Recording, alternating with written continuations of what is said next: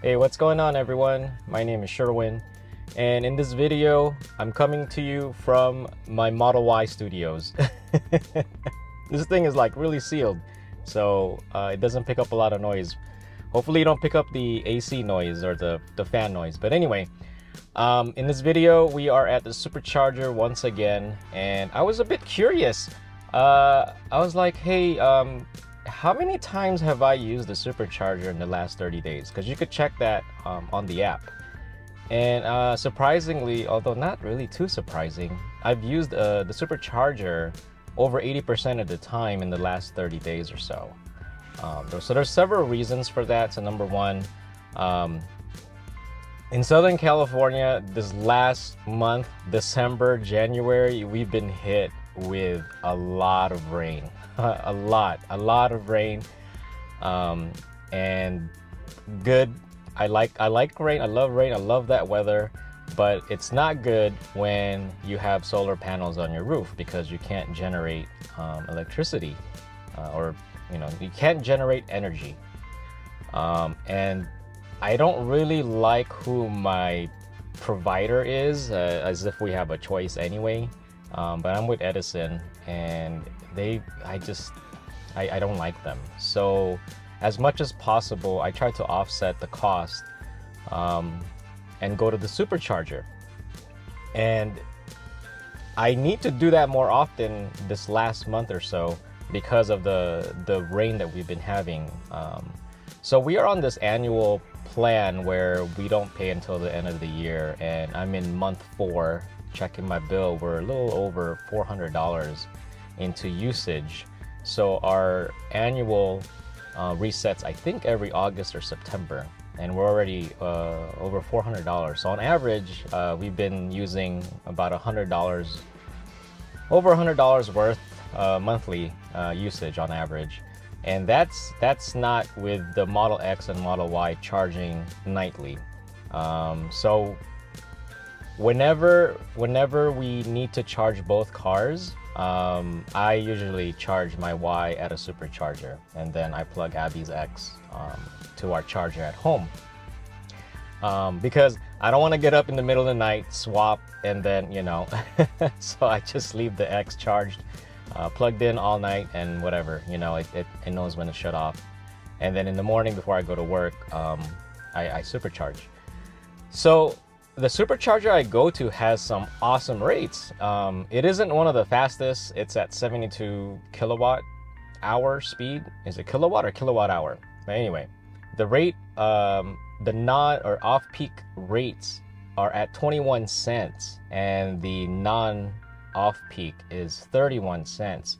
So both rates are really great.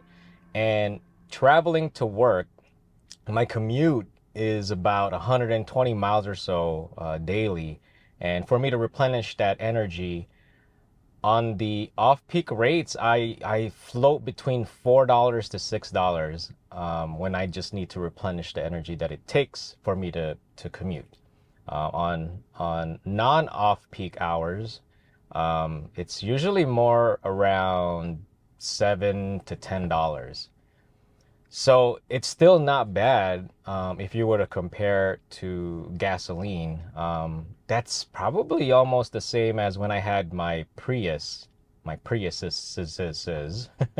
um, I would only fill up once a week on the Prius, and I would spend about $40 to $50, maybe $55.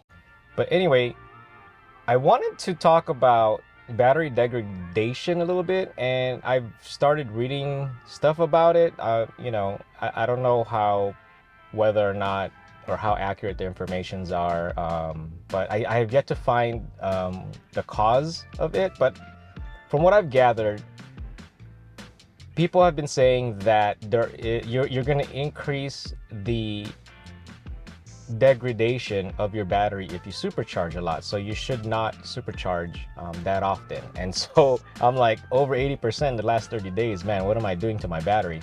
But I think part of that wear and tear is due to the heat that is being generated while you are supercharging.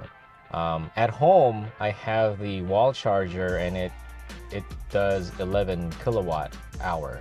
Is that the right, or 11 kilowatts?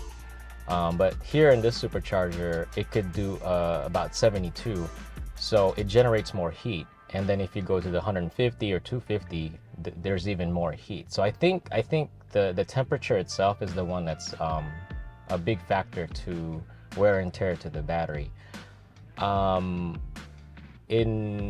I'm guessing that it may not affect it as bad.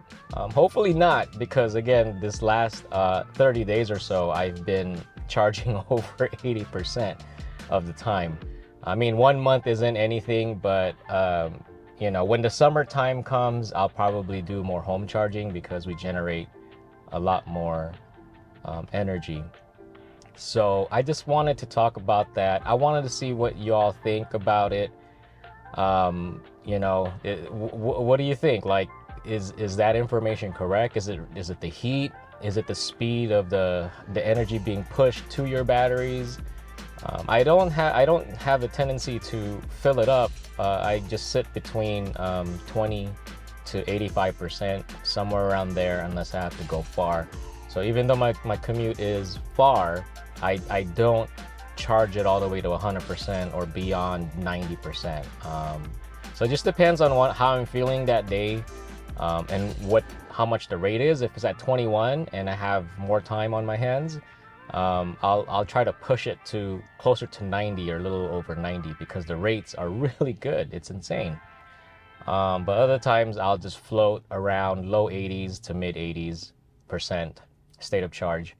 The next thing I wanted to share with you all is this Friday I have an appointment for the Model X for some clicking noises. It's back again. If you've seen my other videos, I've had that issue. They torqued up the suspension, but this time they found something else. The part is there. Hopefully it's not damaged. But yeah, I do have a schedule this Friday. I also spoke with the service tech manager, and he will be on site. He's not going to be off that day. He usually is. And so hopefully he'll be inspecting the vehicle once they are done with it. I'm gonna message him and ask, you know, hey, can you do a final inspection on it? Just because of the previous experiences that I've had with the Model X at your service center. So I'm gonna be doing a video on that, an update video on that.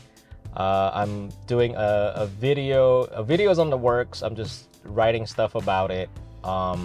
Recently there's been some Tesla price decreases, and I thought about doing a video on that, but I didn't want my opinion to come across negatively, so I'm probably not gonna do it. I mean, it sucks. It sucks that many people have been affected by the price decrease, you know, but that's as far as I'm gonna go. In general, my opinion on it is I think it's great for everyone, because the cost has been lowered, right? The price of entry for an electric vehicle has been lowered. Not to say that there are other EVs out there that are less expensive, but a Tesla, right? So I don't know how you visualize what a Tesla is, but in my opinion, they've been doing it for the longest. So I would say they're pretty much on top of the food chain in terms of EV. I'm not gonna say top of the food chain with quality, but as far as in general, I guess, yeah, quality, because they have more experience. So the barrier of entry, is that what it's called, has been lowered, so it's more reachable by the public. So I like that. But the direction I wanted to go on this video I'm working on, that hopefully will be uploaded soon, is the reasons why you should buy a Tesla or an EV. But I want to focus more on Tesla because I can't say EV because the only EVs I've ever owned is a Tesla. So hopefully it does expand. No, it doesn't. It won't, because the reasons that I'm gonna give is directly related to owning a Tesla, because they're just ahead of the game. So keep out for that one. Look out for that one. I'm working on that right now. Working on a video for the next Model X Service Center visit. Hopefully, cross fingers that it's gonna be okay. It's gonna be okay. For whatever reason, they just can't do it right with the Model X. With my Model Y and Model 3, they were fine. So look out for that. So a couple of videos heading out, working on it right now. We got some sunshine today. We got a break from the rain, so I'm almost done charging here. Oh, I put up about 28 kilowatt hours. Okay, great.